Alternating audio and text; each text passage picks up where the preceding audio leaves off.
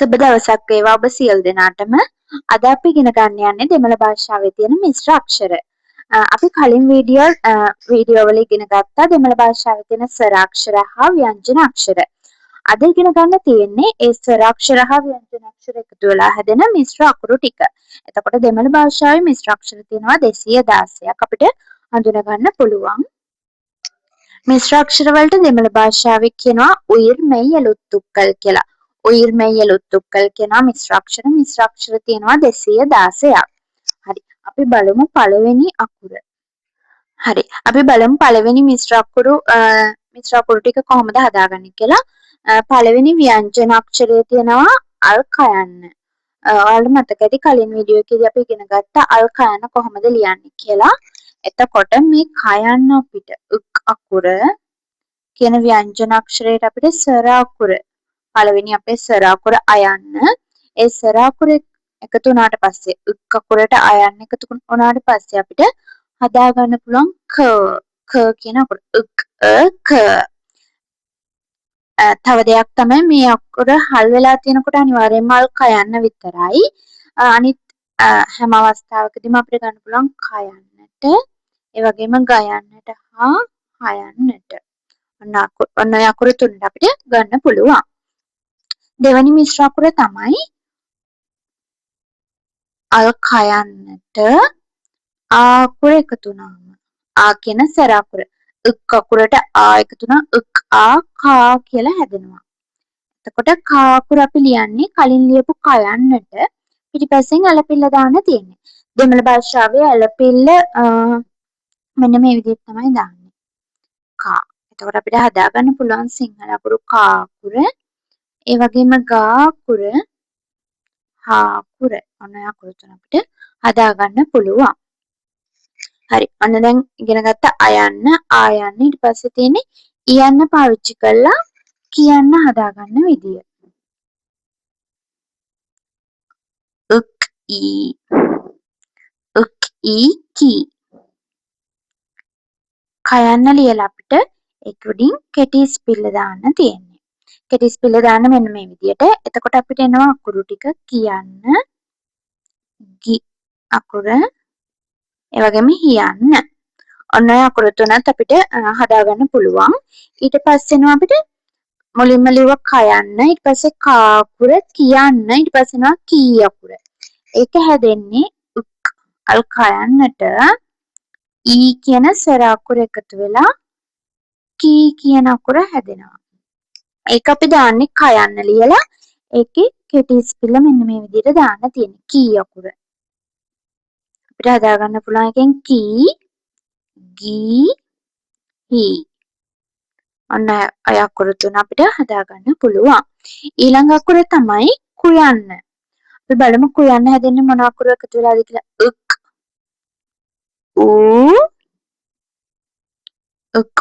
කූ.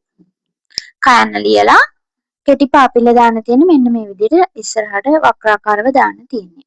එතකොට හැදෙනවා කුයන්න ගුයන්න හොයන්න. හරි. ඔන්න ඔය විදිහට අපිට කා කිකි කු කියන අකුරු ටික හදාගන්න පුළුවන්.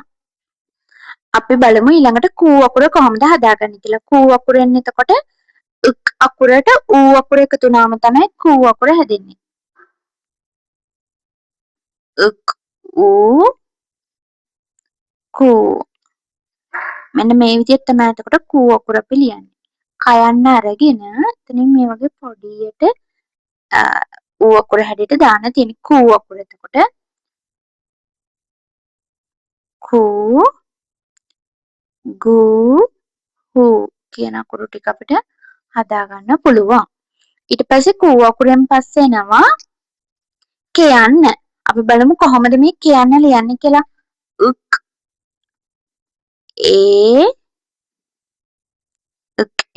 කේ. හරි. කියන්න අපි දැන් සිංහලෙන් ලියන්නේ කොම්බුවයි කයන්නයි. එතකොට මේ කොම්බුව දෙමළ භාෂාවෙන් ලියන්නේ මෙන්න මේ විදිහට. එතකොට කොම්බුව ලියලා පිටිපස්සෙන් කයන්න ලිව්වම අපිට කියන්න හදාගන්න පුළුවන්. කියන්න ගෙයන්න සහ හෙයන්න. K අකුරෙන් පස්සේ K අකුර. එතකොට K අකුර හැදෙන්නේ උක් ඒ K. බලමු ඒක කොහොමද ලියන්නේ කියලා. උක් ඒ K. හරි. K අකුර ලියන්න එතකොට කොම්බුවයි කයන්නයි හල් කිරීම. සිංහල භාෂාවෙන් ගත්තම කොම්බුව කයන්න සහ හල් කිරීම මෙන්න මේ විදිහට එන්නේ. එතකොට දෙමළ භාෂාවේ මේ කොම්බුව සහ හල් කිරීමට අපි එක පිල්ලමයි යොදාගන්නේ. ඒක මෙන්න මේ විදිහට තමයි ඒ පිල්ලම දාන්නේ කොම්බුව සහ හල් කිරීම. එතකොට අපිට පුළුවන් දෙමළ භාෂාවේ කොම්බුව සහ හල් කිරීම මේ විදිහට දාලා ඒක පිටිපස්සෙන් කයන්න ලියන්න. එතකොට අපිට K කියන අකුර හදාගන්න පුළුවන්. K අකුර, G අකුර, ඊපස්සේ හේ කියන අකුර. හරි. දැන් අපි ඉගෙන ගත්ත එතකොට කූ, K ඊට පස්සේ එනවා කයි කියන අකුර. අපි බලමු කයි අකුර කොහොමද හදාගන්නේ කියලා. එතකොට උක් අයි කයි. උක් අයි කයි කියන අකුර හදාගන්න පුළුවන්. අයි කයි. හරි. කයි අකුර අපි සිංහලෙන් ලියන්නේ කොම්බු දෙකයි කයන්නයි. මේ කොම්බු දෙකයි කයන්නයි වෙනුවට අපි දෙමළ භාෂාවේ යොදාගන්නේ මෙන්න මේ වගේ පිල්ලමක්. අන්න ඔය විදිහට කොම්බු දෙක දෙමළ භාෂාවෙන් දාන්න පුළුවන්. කොම්බු දෙක දාලා එක පිටිපස්සෙන් කයන්න ලිව්වම අපිට කයි කියන අකුර හදාගන්න පුළුවන්. කයි, ගයි, හයි. ඔන්න ඔය අකුර තුනත් ඒ වගේම හදාගන්න පුළුවන්. හරි. ඊට පස්සේ එනවා කොයන්න. කොයන්න කොහොමද ලියන්නේ කියලා බලමු. එතකොට කොයන්න හැදෙන්නේ හල් කයන්නට ඔයන්න එකතු වෙලා. උක් ඕ කෝ. උක් ඕ කෝ. අපි සිංහලෙන් ලියන විදිය බලමු. කොයන්න කොම්බුව, කයන්න සහ ඇලපිල්ල. මෙන්න මේ විදිහට තමයි අපි සිංහල භාෂාවේ කොයන්න ලියන්නේ. එතකොට දෙමළ භාෂාවෙත් ඒ විදිහටම තමයි. කොම්බුව, කයන්න, ඇලපිල්ල. ඔන්න ඔය විදිහට ලේසියෙන්ම අපිට කොයන්න හදාගන්න පුළුවන්. එතකොට මේ අකුර කොයන්නට විතරක් නෙමෙයි සමාන ගෝ කියන අකුරට සහ හො කියන අකුරට සමානයි. හරි. අපි ඊට පස්සේ බලමු මේ කයන්න පාවිච්චි කරලා අපිට හදාගන්න පුළුවන් අවසාන මිශ්‍ර අකුරු දෙක. ඒ කියන්නේ උක් ඕ කෝ කියන අකුර. උක් ඕ කෝ. සිංහල භාෂාව ගත්තම් කෝ අකුර හැදෙන්නේ කොම්බුවයි කයන්නයි ඇලපිල්ලයි හල් කිරීමයි. මම කලින් කියලා දුන්නා කොම්බුව සහ හල් කිරීමට අපි යොදාගන්නේ දෙමළ භාෂාවේදී එක පිල්ලම මෙන්න මේක. එතකොට ඒක පිටිපස්සෙන් කයන්න ලියලා දැන් කොම්බුව සහ හල් කිරීම මේකනේ. එතකොට අපිට දාන්න තියෙන්නේ ඇලපිල්ල විතරයි. මේ විදිහට ඇලපිල්ල දැම්මම අපිට කෝ කියන අකුර හදාගන්න පුළුවන්. මේ අකුරට එතකොට සමානයි කෝ අකුර සහ ගෝ අකුර සහ හෝ අකුර තුනම සමානයි.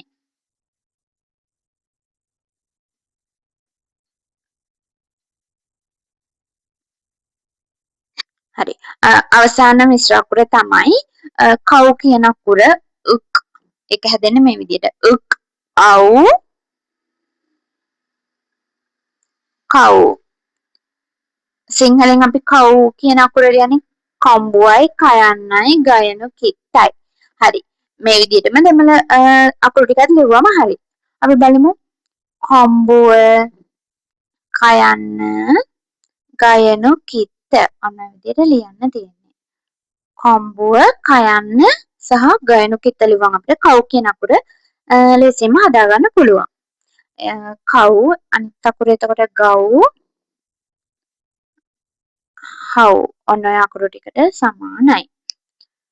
හරි.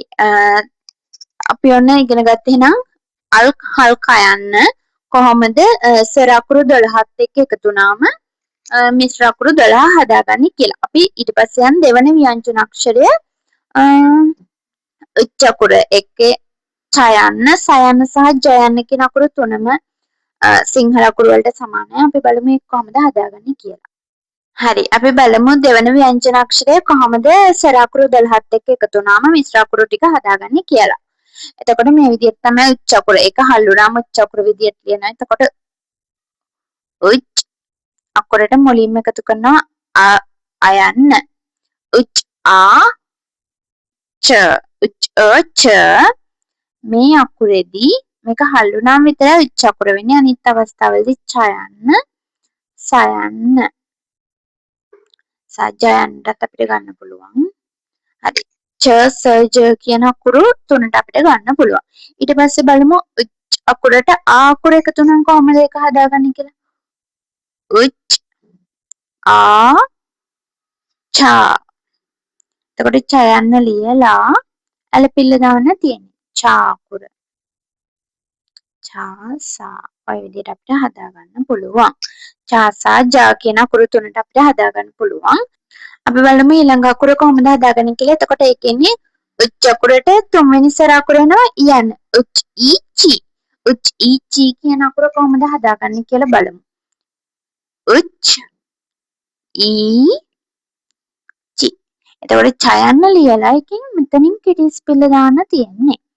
කෙටි ස්පෙල්ල හැම අකුරකම කෙටි ස්පෙල්ල වෙනසක් නැහැ. ඔන්න ඔය විදිහටම තමයි දාන්නේ. එතකොට එනවා චියන්න සහ සියන්න. ගොඩක් වෙලාවට සමහර අවස්ථාවලදී අපිට මේක ජියන්නට පාවිච්චි කරන්න පුළුවන්. හරි. ඊළඟ අකුර එතකොට එනවා උච් ඊ චි.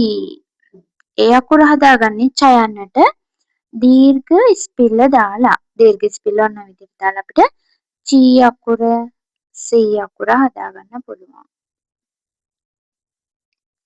හරි. දැන් ඔන්න අකුරු 4ක් ලිව්වා. ඊට පස්සේ එනවා අ ආ ඉ ඊ වලින් පස්සේ උයන්න. උච් ඌ චූ කියන අකුර සහ උච් ඌ චූ කියන අකුරු ටික අපිට හදාගන්න පුළුවන්.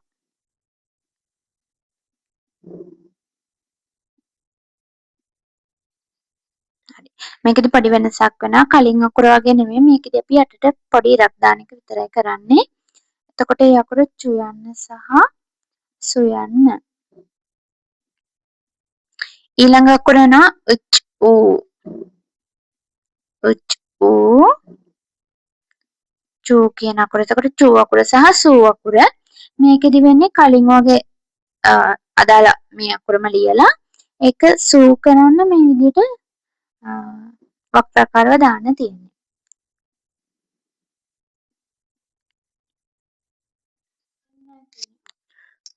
හරි. අපි ඊට පස්සේ බලමු ඌ අකුරෙන් පස්සේ එනවා එයන්න. උච් අකුර යන්නත් එක්ක එකතු වුණාම චයන්න. උච් අකුර ඒ අකුරත් එක්ක එකතු වුණාම චේ අකුර. ඔන්න ටික කොහොමද හදාගන්නේ කියලා බලමු. උච් ඒ චේ. එතකොට චයන්න අපි සිංහලෙන් ලියන්නේ කොම්බුව සහ චයන්න. චයන්න වගේම සයන්න කොම්බුව සහ සයන්න. හරි. දෙමළ භාෂාවේ කොම්බුව දැන් දන්නවා මේ විදිහට ලියන්නේ. ඒකට අපිට ච අකුර ලිව්වම හරි පිටිපස්සේ. කොම්බුවයි චයන්න. චයන්න හදාගන්න පුළුවන්. ඊට පස්සේ උච් ඒ චේ. ඒකෙදි කොම්බුවයි චයන්නයි හල් කිරීමයි. දෙමළ භාෂාව කොම්බෝ සහ හල් කිරීමට අපි ගන්න මේ වගේ පිළිලමක්. එතකොට ඒක ලියලා ච අකුර ලිව්වම හරි. චේ කියන අකුර සහ සේ කියන අකුර අපිට හදාගන්න පුළුවන්. ඊට පස්සේ එනවා උච් අයි චයි. එතකොට මේකෙදි සිංහල අකුර වෙන්නේ කොම්බෝ දෙකයි චයන්නයි. අන්න විදිහට චයි කියන අකුර සහ සයි කියන අකුර හදාගන්න පුළුවන්.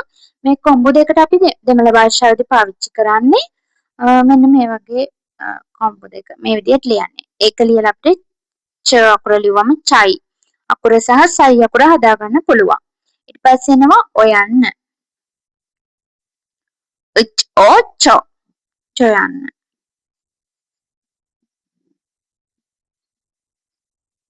හරි. චොයන්න හදාගන්න එතකොට කොම්බුව චයන්න සහ ඇලපිල්ලනේ. එතකොට අපිට ඒක ලියන්න පුළුවන් කොම්බුව චයන්න ඇලපිල්ල. ඔන්න විදිහට ලියන්න පුළුවන්. ඊට පස්සේ එනවා උච් ඕ චෝ කියන අකුර. ඒක එතකොට ලියන්නේ අපි දෙමළ භාෂාවේ කොම්බුව හා හල් කිරීම මේ විදිහට ලියනවා. ඒකට ච අකුර ලියලා ඇලපිල්ල දැම්මම අපිට චෝ කියන අකුර හදාගන්න පුළුවන්. චෝ අකුර සහ සෝ අකුර. ඊට පස්සේ අවසාන උච් අකුරට අදාළ අවසාන මිශ්‍ර අක්ෂරය තමයි චව් කියන අකුර. චව් සහ සව් කියන අකුර. අපි බලමු ඒක කොහොමද හදාගන්නේ කියලා. ඒක එතකොට හැදෙන්නේ උච්ච අකුරට අව් අකුර එකතු වෙලා. චව් කියන අකුර එතකොට එනවා කොම්බුව, චයන්න, ගයනු කිත්ත. චව් අකුර සහ සව් කියන අකුර අපිට හදාගන්න පුළුවන්. ඔන්න ඔය විදිහට අපිට උච්ච අකුර ස්වරාක්ෂර 12ත් එක්ක එකතු වුණාම හදාගන්න පුළුවන්. අපි බලමු ඊළඟ ව්‍යංජන අක්ෂරය උට් අකුර. උට් අකුර කොහොමද ස්වරාක්ෂර 12ත් එක්ක එකතු වුණාම අදාළ මිශ්‍ර අකුරු ටික කොහොමද හදාගන්නේ කියලා අපි බලමු. හරි. මේක හල් වුණාම තමයි උට් අකුර වෙන්නේ. අනිත් හැම අවස්ථාවකදී ටයන්න සහ ඩයන්න කියන අකුරු දෙකට අපිට පාවිච්චි කරන්න පුළුවන්. හරි. උට් ආ උට් ට කියලා අපිට ඕන හදාගන්න පුළුවන්. ටයන්න සහ ඩයන්න. ඊළඟට එනවා උට් ආ ටා. ටා කියන අකුර හදාගන්නේ ටයන්න ලියලා ඇලපිල්ල දැම්මම හරි.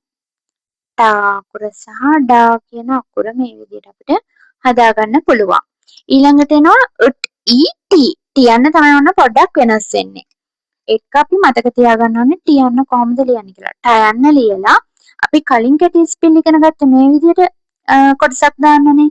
එතකොට මේකෙදි තියෙන්නේ මෙතනින් අරගෙන මෙහෙම. ඔන්න මේ විදිහට තමයි අපි ටියන්න හදාගන්නේ. ටියන්න සහ ඩියන්න. හරි. අපි ඊළඟට බලමු උට් ඊ. උට් අකුරට ඊ අකුර එකතු නම් හැදෙනවා ටී කියන අකුර. ටී අකුර ලියන්නේ ඒකත් පොඩ්ඩක් වෙනස් වෙනවා. ටයන්න ලියලා මෙන්න මේ විදිහට කොටසක් අපිට අකුර උඩින් දාන්න තියෙන්නේ. ටී අකුර සහ ඩී කියන අකුර හදාගන්න පුළුවන්. ඊළඟට එනවා උට් අකුරත් එක්ක යන්න එකතු වුණා. උට් ඌ ටු. ටු යන්නත් අපි මතක තියාගන්න ඕනේ අකුරක්. ඒක ලියන්නේ ඒක මෙන්න මේ අකුරත් එක්ක සමාන වෙන්නේ නැහැ.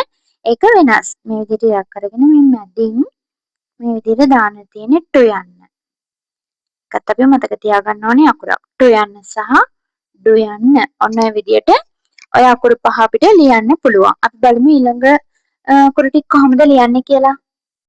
ඊළඟට අපි බලමු උට් අකුරට ඌ අකුර එකතු නම් මොන අකුරද හැදෙන්නේ කියලා. උට් ඌ ටූ කියන අකුර හදාගන්න පුළුවන්. කලින් අපි ටු යන්න මෙන්න මේ විදිහට ලිව්වේ. එතකොට ටූ අකුර හදාගන්න ඒකම ලියලා උඩින් ගැටයක් දාන්න තියෙන්නේ. ටූ අකුර සහ ඩූ අකුර අපිට ඒ විදිහට හදාගන්න පුළුවන්. හරි. අපි ඊට පස්සේ බලමු උට් අකුර එයන්නත් එක්ක එකතු නම් කොහොමද හැදෙන්නේ කියලා. උට් ඒ ටේ. එතකොට කොම්බුවයි ටයන්නයි. දෙමළෙන් අපිට ලියන්න පුළුවන් කොම්බුවයි ටයන්නයි. එතකොට එනවා ටයන්න සහ ඩේ කියන අකුර. ඩයන්න. හරි. ඊට පස්සේ උට් ඒ ඩේ. ඩේ අකුර සහ ටේ අකුර. අපි ඒකදී එතකොට දෙමළ භාෂාවේදී කොම්බුව සහ හල් කිරීමට ගන්න මේ වගේ කොටසක්. ඒක ලියලා අපි ටයන්න පිටිපස්සෙන් ලියුවම අපිට හදාගන්න පුළුවන් ටේ අකුර සහ ඩේ කියන අකුර. ඊට පස්සේ එනවා උට් අයි. උට් අයි ටයි. ටයි අකුර හදන්නේ කොම්බු දෙකයි ටයන්නයි. කොම්බු දෙකයි ටයි සහ ඩයි කියන අකුර. ඔන්න ඔය විදිහට ඒ අකුරත් හදාගන්න පුළුවන්. ඊට පස්සේ එනවා ඔයන්නත් එක්ක උට් අකුර එකතු වුණාම හැදෙන මිශ්‍ර අකුර. උට් ඕ ටෝ. එතකොට ඒක ලියන්න පුළුවන් අපිට කොම්බුවයි ටයන්නයි ඇලපිල්ලයි. ටොයන්න සහ ඩොයන්න. අන්න ඒ විදිහට ඒ අකුරු ටිකත් හදන්න පුළුවන්. තව අකුරු දෙකක් තියෙනවා මේකෙන් හදන්න. ඕ අකුරෙන් සහ අව් අකුරෙන්. හරි. අවසාන අක්ෂර දෙක උට් ඕ ටෝ අකුර සහ උට් අව් ටව් කියන අකුරු දෙක බලමු. උට් ඕ ටෝ මේ විදිහට ලියන්න පුළුවන් අපිට. ටෝ අකුර සහ ඩෝ අකුර. ඊට පස්සේ එනවා ටව් කියන අකුර. ඒක ලියන්නේ එතකොට කොම්බුවයි ටයන්නයි ගයනු කිත්තයි. ටව් අකුර සහ ඩව් කියන අකුර. ඔන්න ඔය විදිහට අපිට එහෙනම් උට් අකුර ටයන්න සහ ඩයන්න වර්ණකා ගන්න පුළුවන්. අපි ඊළඟ ව්‍යංජන අක්ෂරය බලමු. මුර්ධජ න අකුර කොහොමද ස්වර අක්ෂර 12ත් එක්ක හදාගන්නේ කියලා. මුලින්ම එනවා න කියන අකුර. මුර්ධජ න අකුර මෙන්න මේ විදිහට හදාගන්න පුළුවන්. ඊට පස්සේ දෙවෙනි අකුර ආ නා. එතකොට ලියන්නේ මුර්ධජ න අකුර ලියලා ඒකට පිටිපස්සෙන් ඇලපිල්ල දාන්න තියෙන්නේ. නා කියන අකුර හදාගන්න පුළුවන්. ඊට පස්සේ එනවා ඊ නි නියන්න. කලින් වගේම තමයි මේකෙදිත් අපි කෙටි ඉස්පිල්ල මේ හරියෙන් පටන් අරගෙන පහළට වෙනකන් දාන්න ඕනේ. නියන්න. ඊට පස්සේ ඊ නී.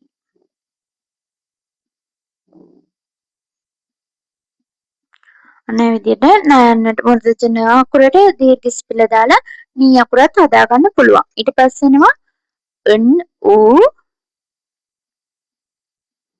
නෝ. නෝ.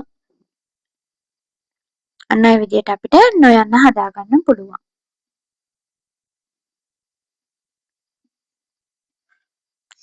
මෙන්න මෙතෙන්දී අපිට කලින් හම්බුනේ නැති පිල්ලමක් මේක එතකොට මං කලින් පිල්ලම් වීඩියෝ එකේදී කියලා දුන්නා පිල්ලම් වර්ග කෙටි පාපිලි පිල්ලම් වර්ග 3ක් තියෙනවා. එතකොට මේ නොයන්නට ගන්න මෙන්න මේ පිල්ලම තමයි අපි කෙටි පාපිල්ල විදියට ගන්න. හරි. අපි ඊට පස්සේ බලමු න් අකුර ඌ අකුරත් එක්ක එකතු වුණාම හැදෙන අකුර. නෝ කියන අකුර හැදෙනවා. කලින් නොයන්න ලිව්වා වගේ අරගෙන මෙතනින් මේ විදියට කොටසක් එකතු කරන්න තියෙන්නේ. නෝ අකුර. ඊට පස්සේ නේ යන්න ලියන්නේ කලින් ලියපු විදියටම තමයි කොම්බුව ලියලා පිටිපස්සෙන් නයන්න දාන්න තියෙන්නේ.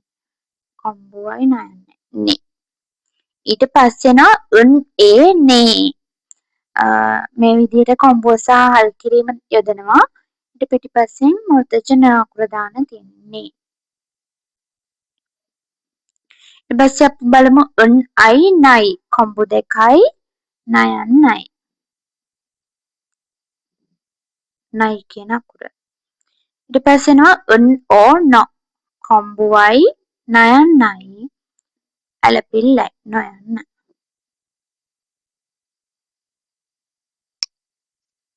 ඔන්න ඔය විදිහට ඒ අකුරු ටිකත් අපිට හදාගන්න පුළුවන්. තව අකුරු මුර්ධජ න අකුර තව අපිට අකුරු දෙකක් තියෙනවා.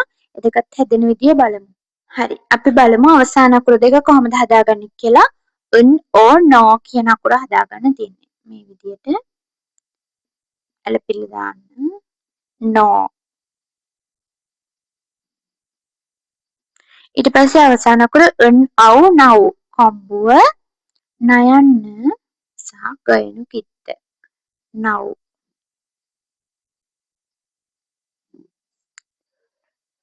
ඔය විදිහට අපිට මුර්ධජ න අකුර හදාගන්න පුළුවන්. අපි ඊළඟ ව්‍යංජන අක්ෂරයට යමු. අපි බලමු ඊළඟ ව්‍යංජන අක්ෂරය. ඊළඟ ව්‍යංජන අක්ෂරය තමයි අකුර. හල් තයන්න. මේ අකුර හල් වුණාම අකුර. ඒ වගේම මම කලින් වීඩියෝ එකේ කියලා දීලා ඇති. මේක අනිත් අවස්ථාවලදී අපිට තයන්න සහ දයන්න කියන අකුරු දෙකටම ගන්න පුළුවන්. හරි. අපි බලමු ත අකුර වගේම ද කියන අකුරටත් සමානයි. ඊළඟට එනවා තා. තයන්න ලියලා ඇලපිල්ල දාන්න තියෙනවා. දා. ඊට පස්සේ ති. මේකෙත් කලින් වගේම තමයි වෙනසක් නැහැ. කෙටි ඉස්පිල්ල මේ වගේ අකුර ගාවට දාන්න තියෙන්නේ. තියන්න දියන්න. ඊට පස්සේ එනවා තී කියන අකුර තයන්න ලියලා දීර්ඝ ඉස්පිල්ල දාන්න තියෙන මේ වගේ කොටසක්. ඒක එතකොට තී අකුර සහ දී කියන අකුරට අපිට ගන්න පුළුවන්. ඊට පස්සේ එනවා තු යන්න. ඒකෙදි කෙටි පාපිල්ල වෙනස් වෙනවා. මෙන්න මේ විදිහේ කොටසක් තමයි අපි තු යන්නට එකතු කරන්නේ. අපි මේ ටික මතක තියාගන්න ඕනේ. තු යන්න සහ දු යන්න. ඔය විදිහට අපිට තු යන්න සහ දු යන්න ලියා ගන්න පුළුවන්. අපි බලමු ඊළඟ අකුර කොහොමද හැදෙන්නේ කියලා. අකුරට ඌ අකුර එකතු වුණාම හැදෙන තු කියන අකුර. මෙන්න මේ විදිහට අපිට ලියන්න පුළුවන්. කලින් යන්න ලිව්වා මේ විදිහට. ඒක මෙතෙන්ට අරගෙන මෙහෙම කොටසක් එකතු කරන්න තියෙන්නේ.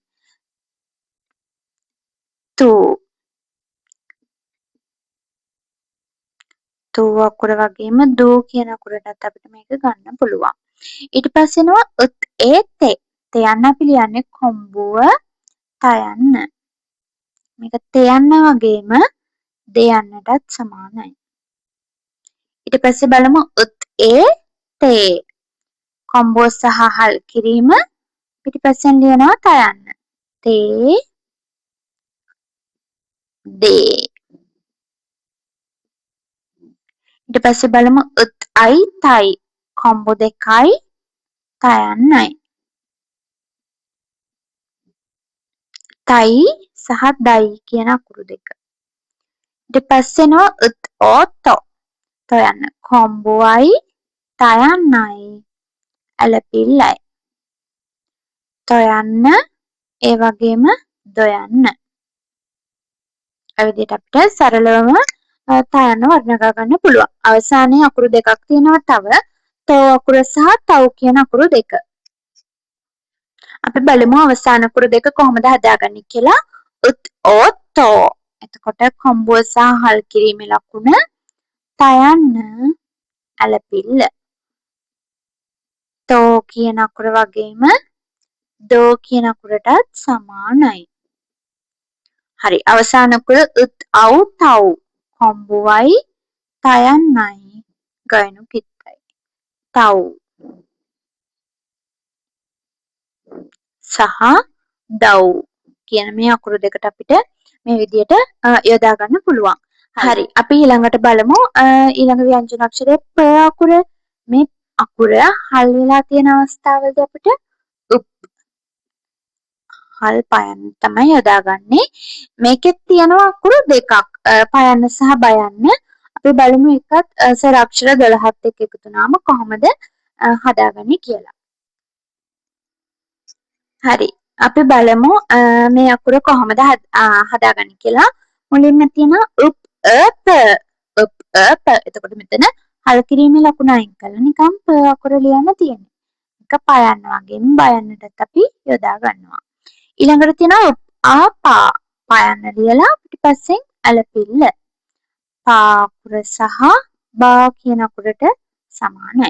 ඊළඟට එනවා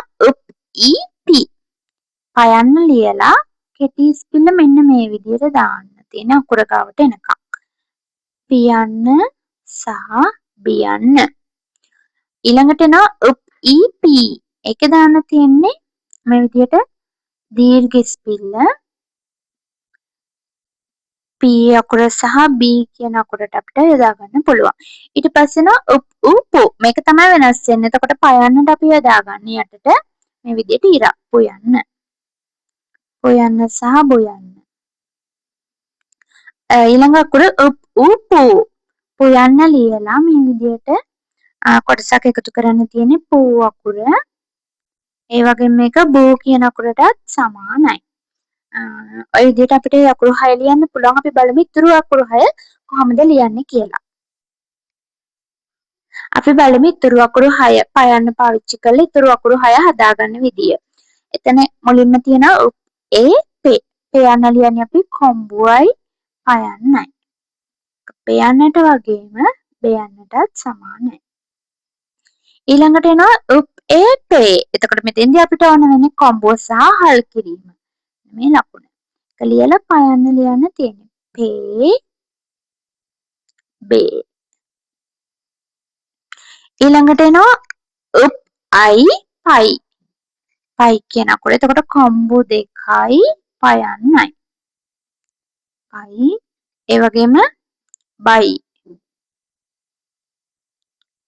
අවසාන අකුරු තුන පොයන්න අපි ලියන්නේ කොම්බුව පයන්න ඇලපිල්ල. පොයන්න පස්සේ බොයන්න. ඔන්න අකුරු දෙක මේ විදිහට හදාගන්න පුළුවන්. ඊට පස්සේ එනවා අපි කොම්බෝ සහ හල් කිරීම ලියනවා. ඊට පස්සේ පයන්න ලියනවා. ඊපස්සේ ඇලපිල්ල දානවා. අපිට එකෙන් හදාගන්න පුළුවන් අකුර තමයි පෝ කියන අකුර. සහ බෝ කියන අකුර. ඔන්න ඔය අකුරු දෙකත් අපිට මේ විදිහට හදාගන්න පුළුවන්. අවසාන අකුර නම් උප්, අව්, පව් කියන අකුර.